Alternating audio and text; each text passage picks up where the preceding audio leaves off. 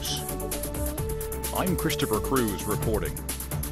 U.S. authorities have stopped all north and southbound traffic at the San Ysidro border point of entry between San Diego and Tijuana, Mexico, after migrants tried to rush the border on Sunday. More than 500 men, women, and children overwhelmed Mexican police blockades, prompting U.S. agents to fire tear gas as U.S. Border Patrol helicopters flew overhead. About 5,000 Central American migrants, many of them attempting to escape poverty and violence in their homelands, have arrived in recent days to Tijuana, just south of the western U.S. state of California, after making their way through Mexico via caravan. Earlier Sunday, President Trump implored Mexico and Central American countries to halt the stream of migrants heading to the United States, even as Mexico denied his claim that it was willing to allow U.S. asylum-seekers to stay there until their cases were decided by American immigration courts. Mexico's incoming government, which assumes power next Saturday, denied that it is willing to let U.S. asylum seekers stay there pending the outcome of their cases in U.S. courts.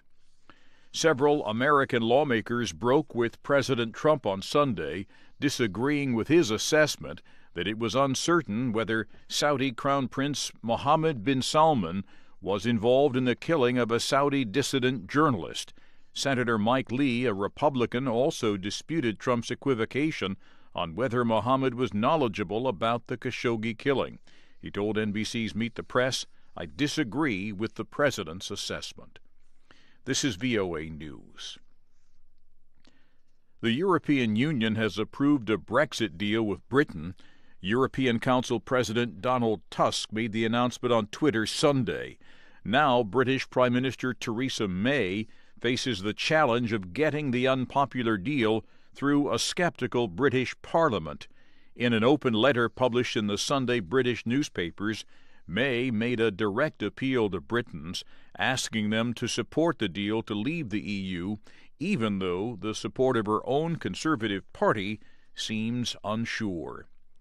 Syrian state media and a Syrian watchdog say about 100 people in Aleppo have been hospitalized, complaining of breathing difficulties. Russia said Sunday it believes rebel forces fired missiles with chlorine. Rebel officials, however, denied the charges and accused Syria of trying to frame them. 6 rebels and an army soldier were killed in a gun battle in Indian-controlled Kashmir on Sunday, sparking violent protests by residents seeking an end to Indian rule over the disputed region, leaving a teenage boy dead and 20 people injured. Russia fired on 2 Ukrainian naval ships and rammed a 3rd vessel in the Black Sea Sunday, accusing the Ukrainians of illegally entering its territorial waters. Ukrainian officials say at least 6 sailors were wounded, and they deny doing anything wrong, accusing Russia of military aggression. A one-time foreign affairs advisor to President Trump has been ordered to start serving a 14-day jail term on Monday for lying to investigators about his role in Russia's interference in the 2016 U.S. election. George Papadopoulos had sought to delay his brief sentence while awaiting an appeal court ruling in a separate case challenging the constitutionality of the appointment of Special Counsel Robert Mueller, whose ongoing investigation of Trump campaign aides' links to Russia ensnared Papadopoulos. State fire officials say the fire that killed at least 85 people in Northern California was 100% contained as of Sunday. The fire burned nearly 62,000 hectares of land and destroyed more than 13,600 homes since it broke out November 8th.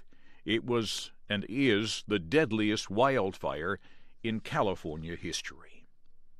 You can find more on these and other late-breaking and developing stories from around the world, around the clock, at voanews.com and on the VOA News mobile app. I'm Christopher Cruz. VOA News.